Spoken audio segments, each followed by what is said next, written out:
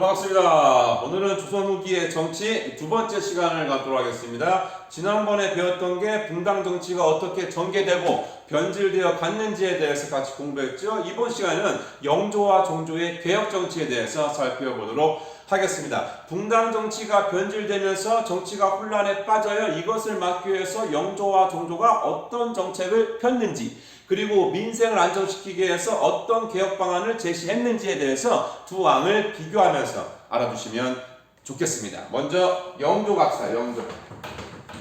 영조가 붕당의 폐해를 막기 위해서, 그러니까 붕당을 깨기 위해서 실시한 이 정책을 뭐라고 부르냐면 탕평책이라고 합니다.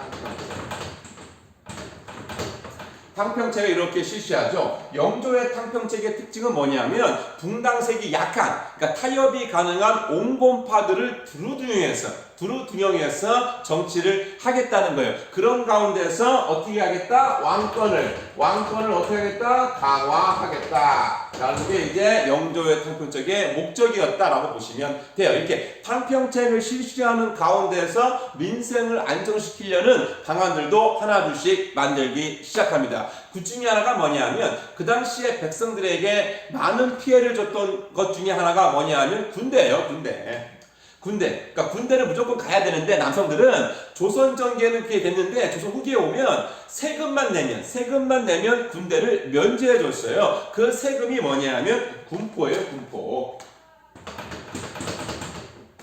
군포를 내는 거야. 군포가 뭐냐면 옷감. 이 옷감을 내면 돼요. 이 몇 필이냐면 2필이에요. 2필. 그러니까 군포 2필을 내면 군대를 면제해줬는데 이 2필이 부담이 너무 큰 거예요. 백성들에게. 그래서 이 2필을 어떻게 했느냐? 1필로 깎아줘요. 세금을 감면해줍니다. 이 정책을 뭐라고 부르냐면 균역법이라고 해요. 균역법.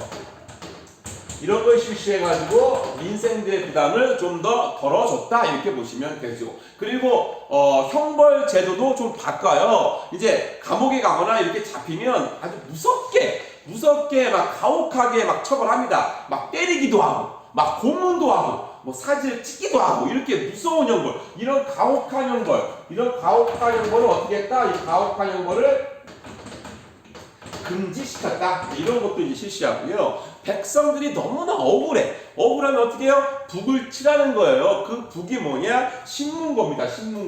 신문고를 쳐서 자기의 억울함을 알리라는 거예요. 근데 신문고는 조선 전기에 있었어요. 그러니까 태종이 만든 건데 이 당시에 오면 흐지부지 돼요. 잘 이용하지 않아요. 그래서 영조가 이 신문고를 다시 어떻게 했다?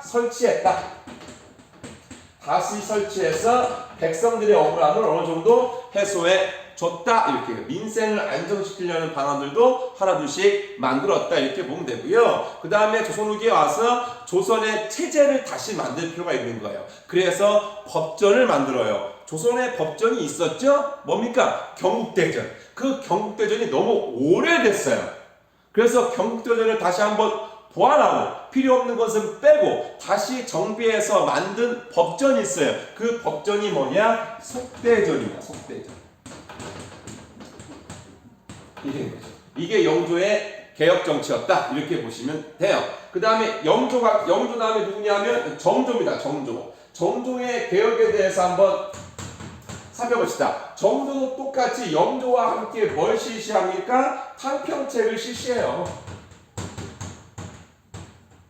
탕평책을 실시하는데 영조의 탕평책의 특징은 뭐냐면 붕당과 관련 없이, 신분과 관련 없이 뛰어난 인재면 두루두루 다 등록시키는 거예요. 그래서 붕당의 색을 제거하겠다라는 게 정조 탕평책의 특징이다. 이렇게 보면 되죠. 이런 가운데서 이제 개혁이 실시됩니다. 첫 번째 개혁은 뭐냐면 학문을 연구하고 정책을 연구하는 기구를 설치해요. 그 기구가 뭐냐? 규장각입니다. 규장각을 이렇게 설치하는데 규장각은 원래는 왕실의 도서관이에요. 있었어요. 근데 정조가 이 규장각의 기능을 확대하죠. 재정비합니다. 그래서 학문과 정책을 연구하는 기구까지 둔 거예요. 그래서 이 규장각이 바로 이 정조의 브레인, 두뇌다라고 보면 되는 거죠. 이런 가운데서 또 정조와 마찬가지로 왕권을 강화해 나갑니다. 왕권을 강화하면서 왕의 친위 군대가 필요했어요. 왕을 보호하는 친위 군대가 필요했는데 그 친위 군대를 설치합니다. 그 친위 군대를 뭐라고 부르냐면 장용영이라고 해요. 장용영을 설치해서 왕을 보호하게 만들었다라고 보는 거예요. 그리고 수도를 옮기려고 합니다. 한양은 이제 안 돼. 이제 끝났어. 새로운 곳에서 다시 한번 시작할래. 라고 해서 수원에 성을 쌓아요. 그 수원에 성을 쌓는데 그 성을 뭐라고 부르냐면 화성이라고 해요.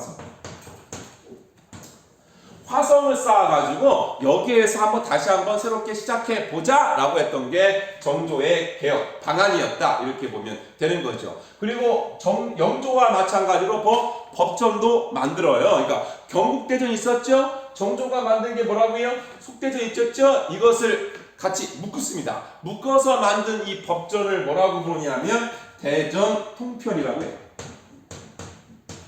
대전통편이라는 법전을 만들기도 한다 이렇게 보는 거죠. 그래서 영조와 정조가 탕평책을 실시하면서 개혁 정치를 실시했지만 결론적으로 말하자면 붕당의 폐단을 극복하지는 못해요. 그러니까 왕권을 강화하고 민생을 안정시키는 데는 어느 정도 성공했어요. 그 이전 시대보다는.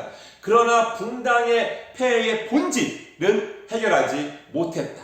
해결하지 못한 상태에서 정조가 일찍 죽어요. 죽으면서 잘못된 정치인, 정말 잘못된 정치인 세도 정치가 등장하게 되는 겁니다. 그 세도 정치는 다음 시간에 같이 공부하기로 하고요. 이번 시간에는 영조와 정조의 개혁 정치를 비교해서 알아두면 좋겠습니다. 오늘 공부한 거 이렇게 다시 한번 정리하도록 하겠습니다. 영조와 정조의 개혁. 먼저 영조의 개혁할까요? 온건파를 등용해서 붕당의 색을 뺐던 이 정책이 뭡니까? 탕평책. 그래서 왕권을 강화하겠다. 됐죠? 군포 2필에서 1필로 감면시켜주면서 민생을 안정시켰던 이 정책 뭡니까? 균역법. 됐죠? 그 다음에 지나친 형벌을 금지시키고요. 그 다음에 신문고를 부활해서 백성의 억울함을 해결해 주려고 했다. 그리고 경국대전의 속편이라고 할 수 있는 경국대전을 다시 한번 정비했던 이 법전 뭡니까? 속대전. 이렇게 하고 싶네요. 정조의 개혁합시다. 정조 인재를 고르게 등용했어. 붕당과 상관없이 신분과 상관없이 인재를 고르게 등용해서 붕당을 해체하려고 했던 이 정책 탕평책. 됐죠? 노론 독주를 견제했다라고 보면 되고요. 학문과 정책을 연구했던 이 기구 어딘가요? 원래는 왕실의 도서관이었죠? 규장각을 정비했고요. 장용영 왕의 군사적 기반이에요. 왕권을 강화하면서 왕을 호위하는 군대를 만들었어요. 장용영. 됐죠? 한양은 이제 안 돼. 다시 한번 시작하기 위해서 새로운 도시가 필요해. 그래서 수원에서 쌓은 성 뭡니까? 화성 건설. 그리고 경국대전과 속대전을 묶어서 만든 법전 대전통편을 편찬했다. 이렇게 정리하면 되겠습니다. 대단히 수고 많았습니다. 안녕.